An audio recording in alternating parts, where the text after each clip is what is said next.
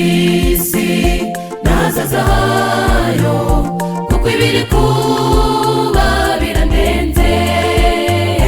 Bitahanuwe bidusohoreyeho, dusenge cyane bavandimwe.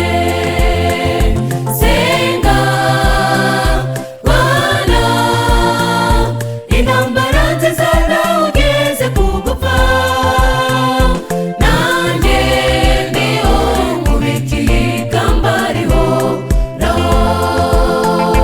Senga Bwana, intambara nziza nawe ugeze ku gupfa, nanjye ndiho nkubikiye ikamba rihoraho.